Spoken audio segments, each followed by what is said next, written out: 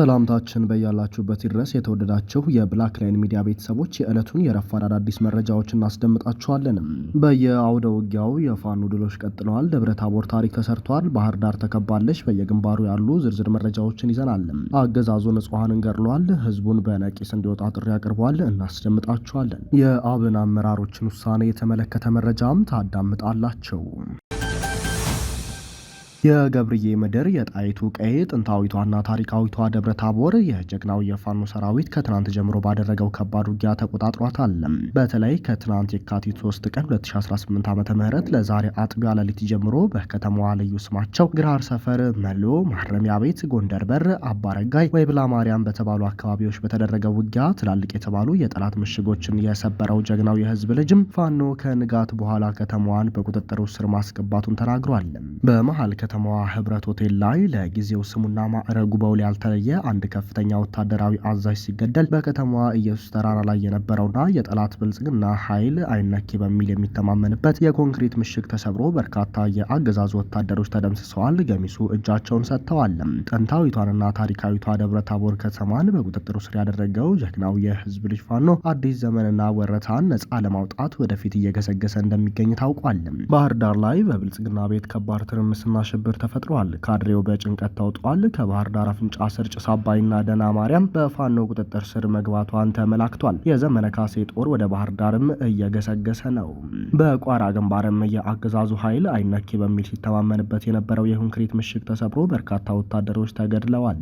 በተጋድሎ አንድ የሬጅመንት አዛዥን ጨምሮ ከ23 በላይ የብልጽግና ወታደሮች ሙትና ቁስለኛ ሲደረጉ በርካታ ክላሽንኮቭ መሳሪያዎችንና ሌሎች ወታደራዊ ንብረቶች በፋኖ ቁጥጥር ስር ውለዋል።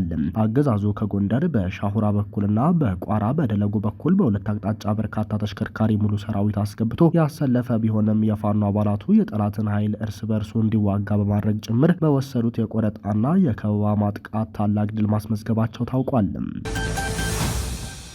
የብልጽግናው መንግስት ዛሬም ንጹሐንን እየጨፈጨፈ ነው። በአማራ ፋኖ ብሔራዊ ንቅናቄ ምኒልክ እዝ ልጅ ኢያሱ ኮር የጎፍ ክፍለ ጦር በሚንቀሳቀስበት ደቡብ ወሎ ወረኢሉ ወረዳ ቁልምቢና አካባቢዋ ከ30 በላይ መኪና ጨፍጫፊና ወራሪ ራሱን የሀገር መከላከያ ብሎ የሚጠራው ሀገር አፍራሽ የግለሰብ ዙፋን አስጠባቂ ቡድን ሌሊቱን ወገን ላይ ከበባ ለማድረግ ቢሞክርም ቀድሞው መረጃው የነበራቸው የጎፎች ደፈጣ በመያዝና አሰባው ወደ ገዢ ቦታ በማስገባት በተለየ ክፍለ ጦሩ ሞርተር ምድብተኞችን የአገዛዙ ጦር ኢላማ ያደረገ ምት የፈጸሙ ሲሆን የብልጽግና አንድ ዙ 23 እና አንድ ሞርተር ከጥቅም ውጭ ሆኗል።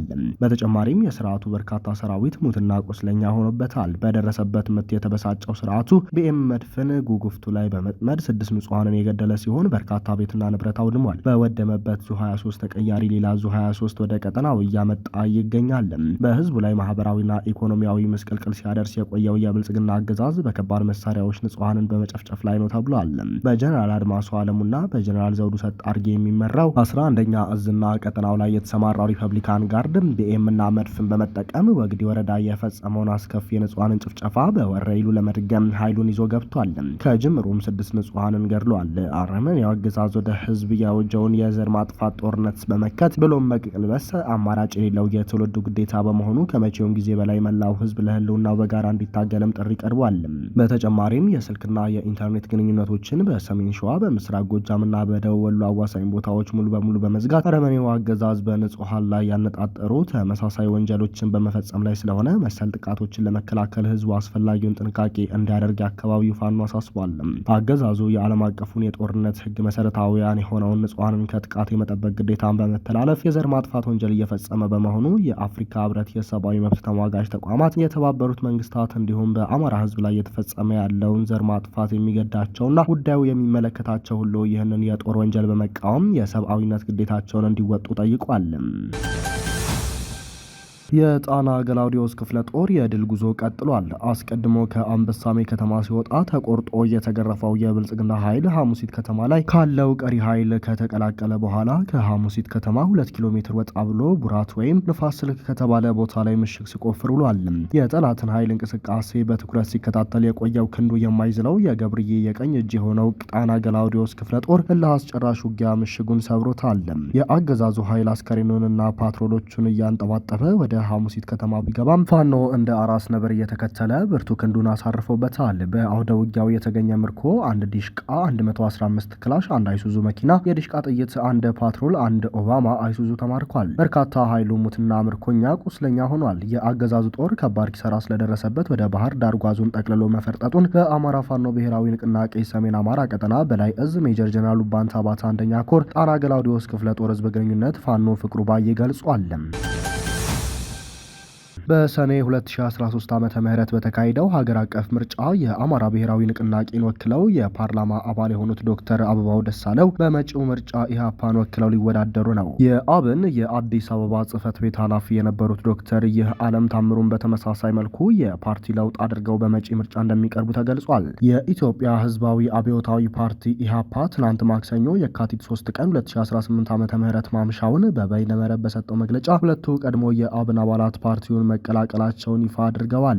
በበይነ መረብ የተካሄደው መግለጫ ከሁለቱ የምርጫ ተወዳዳሪዎች ጋር በመሆን የሰጡት የኢህአፓ ዋና ጸሐፊ ሚስጥረ ስላሴ ታምራት ናቸው። ሁለቱ የቀድሞ የአብን አባላት ለዘንድሮ ምርጫ በእጩነት የተመዘገቡ ኢህአፓ አባል በሆነበት ትብብር ለኢትዮጵያ አንድነት በተሰኘው የፓርቲዎች ቅንጅት በኩል መሆኑን ለኢትዮጵያ ኢንሳይደር ተናግረዋል። ባለፈው መስከረም ወር የተመሰረተው ይህ የፓርቲዎች ቅንጅት ከኢህአፓ በተጨማሪ የመላው ኢትዮጵያ አንድነት ድርጅት መኢአድን፣ አንድ ኢትዮጵያ ዲሞክራሲያዊ ፓርቲ እና አማራ ጊዮናዊ ንቅናቄ አባል የሆኑ በት ነው። በቅንጅቱ ተካቶ የነበረው እናት ፓርቲ በዚህ የፓርቲዎች ስብስብ ውስጥ አባል መሆኑን በተመለከተ በፓርቲው ጉባኤው ከማጽደቅ አንጻር ያላሟላው ሂደት በመኖሩ በኢትዮጵያ ብሔራዊ ምርጫ ቦርድ እግድ ተጥሎበታል። እናት ፓርቲ ሂደቱ ያሟላ የስብስቡ አምስተኛ አባል መሆን እንደሚችል ምርጫ ቦርድ ከዚህ ቀደም መግለጹ ይታወሳል።